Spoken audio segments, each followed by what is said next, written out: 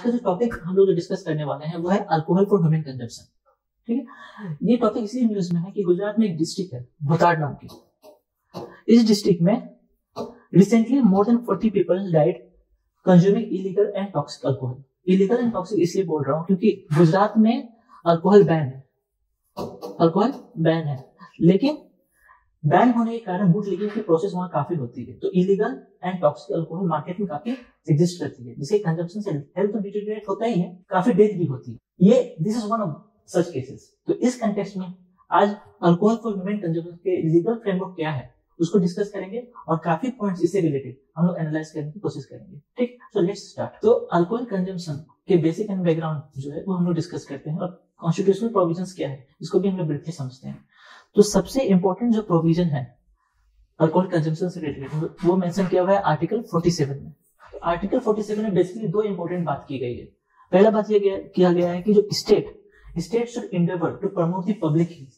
इसका मतलब ये है कि स्टेट शुड इंडेवर कोशिश करे to enhance the nutrition level of the people. ठीक है, और इसी प्रोविजन में ये मेंशन किया गया है कि state should endeavour to prohibit the consumption of alcohol.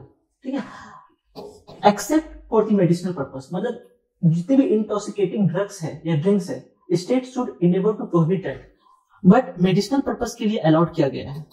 ठीक है, और स्टेट की जब मैं बात कर रहा हूँ, स्टेट अगर मेंशन कर रहा हूँ, स्टेट का मतलब ये होता है जो आर्टिकल 12 में मेंशन किया हुआ है। स्टेट का मतलब सेंटर भी हो सकता है, स्टेट गवर्नमेंट भी हो सकते हैं, लेजिस्लेचर्स भी हो सकते हैं, और जितनी भी लोकल बॉडीज है they are also included in the definition of state.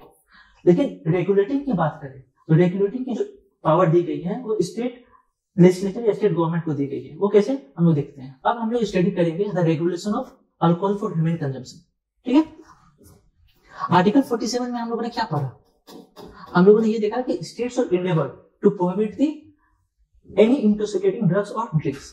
State का मतलब सेंटर, स्टेट या लोकल गवर्नमेंट हो सकता है, लेकिन एक्चुअल जो रेगुलेटिंग पावर है that is given to the state legislature. ठीक है, and this is defined under list 2 of schedule 7। To be more precise, entry 51 of list 2 of schedule 7।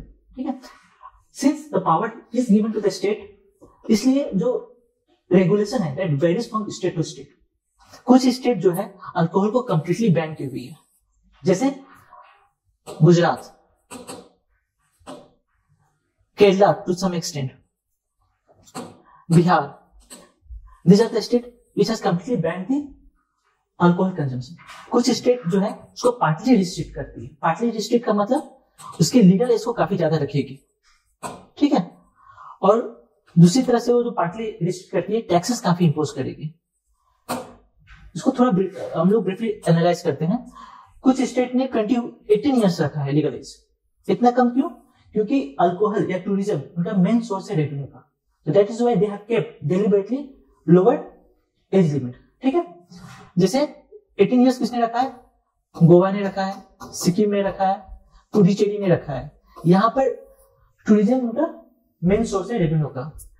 काफी स्टेट्स ने 21 इयर्स रखा है, Orissa, Jharkhand, they have kept it 21 years. लेकिन कुछ states ने 25 years रखा है। इतने ज्यादा रखकर they are actually restricting the alcohol for human consumption. ठीक है, सेकेंड है टैक्सेस। अगर आप टैक्सेस बढ़ाओगे then again this is a way to restrict the human consumption. ठीक है, ह्यूमन कंजम्पशन ऑफ अल्कोहल। इसीलिए जैसे आप कुछ स्टेट में जाएंगे, महाराष्ट्र वगैरह में, वहां पर टैक्सेस काफी ज्यादा है। टैक्सेस ज्यादा होने के कारण ह्यूमन जो कंजम्पशन है अल्कोहल का काफी एक्सटेंट तक कम होता है, रिस्ट्रेन करते हैं लोग। ठीक है, now we will see drink and drive cases. इसके लीगल फ्रेमवर्क क्या है? उससे पहले आप ये समझिए, मान लीजिए आप एक ही स्टेट में और आपको दूसरे स्टेट में जाना है। If you have a valid driving license, you can drive from one state to another. It means if you are under the influence of alcohol, आपने दारू पिया हुआ है, and when you are driving from one state to another, इस case में जो legal provision है या पेनल्टीज है वही पेनल्टीज इस स्टेट में भी होना चाहिए। What I mean to say कि जो ड्रिंक एंड ड्राइव की जो लीगल प्रोविजन है that should be homogeneous throughout the country, that should be uniform throughout the country। इसलिए इससे रिलेटेड जो लॉ है सेंटर ने बनाया है अंडर मोटर व्हीकल एक्ट। ठीक है, ये एक्ट क्या कहता है? Let's discuss. Drink and drive की जो परमिसिबल लिमिट हम लोग चेक करते हैं। आपने अल्कोहल कंज्यूम किया है तो क्या आप ड्राइव कर सकते हो? कर सकते हो अगर आपने लिमिट में पिया हो। लिमिट डिसाइड किया जाता है आपके ब्लड अल्कोहल कंटेंट पे, अगर आपका ब्लड अल्कोहल कंटेंट 30 mg है, 30 mg पर 100 ml, in that case it is legal to drive. 30 mg क्या है, कितना होता है, इसको अगर आप एज्यूम करेंगे या इसको आप समझने की कोशिश करेंगे तो इससे समझिए कि आपने अगर लाइट बियर पिया है, माइल्ड बियर पिया है up to 650 ml, then that comes less than 30 mg पर 100 ml। ठीक है, इससे ज्यादा अगर अल्कोहल आपके ब्लड में मिलता है then it's a penal provision, penal provision will be imposed on it। ठीक है, सेकेंड है किस तरह की penal provision आप पे लगाई जाएगी। ठीक है, पहले जो प्रोविजंस था वो अभी अमेंड करके नए प्रोविजंस लाए गए हैं इन मोटर व्हीकल एक्ट 2019। ये काफी स्ट्रिक्ट है।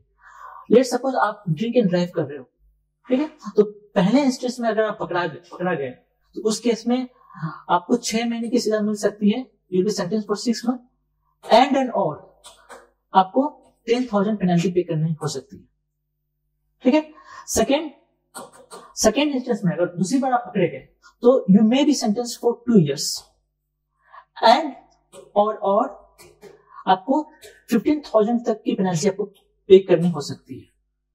ठीक है, अब हम लोग कुछ जो एक्सपेक्ट्स हैं अल्कोहल कंजम्पशन के उसको हम लोग एनालाइज करेंगे। ठीक है, वो क्या है, पहला है कि is right to drink is a fundamental right. Second, judicial legislativism को हम लोग ब्रीफली देखेंगे और जो भी टैक्सेस इंपोज होते हैं अल्कोहल में उसको हम लोग ब्रीफली एनालाइज करेंगे। पहला जो है is right to drink, alcohol a fundamental right. Right to eat and drink is always a fundamental right, it is mentioned under article 21। ठीक है, लेकिन क्या इसमें रिस्ट्रिक्शंस इंपोज किया जा सकता है, क्या अल्कोहल कंजम्पशन में रिस्ट्रिक्शन इंपोज किया जा सकता है? तो different high court has given varied rulings on this, लेकिन we will restrict to the ruling of Supreme Court।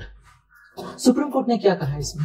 Supreme Court ने कहा है कि right to drink and eat is a fundamental right, no doubt, under Article 22, but Article 21 is not an absolute right. State can impose a reasonable restriction on it।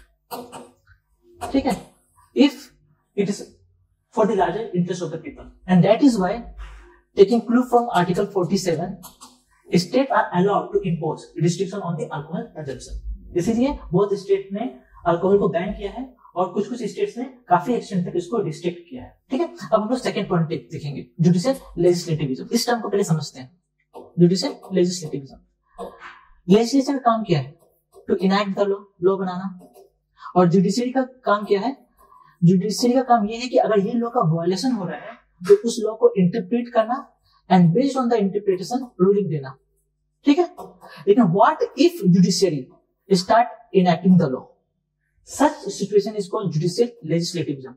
और इसका one such example of judicial legislativism is when Supreme Court banned the sale of alcohol in the vicinity of national highway and state highway। इसको थोड़ा illustrate करता हूँ। ठीक है, supreme court का judgement ये था कि 2016 में उन्होंने ये जजमेंट दिया कि अगर ये नेशनल हाईवे है और स्टेट हाईवे इसके 500 डिस्टेंस तक कोई भी अल्कोहल सेल अलाउड नहीं। This is the judgement of the supreme court. Supreme court ने ऐसा क्यों किया?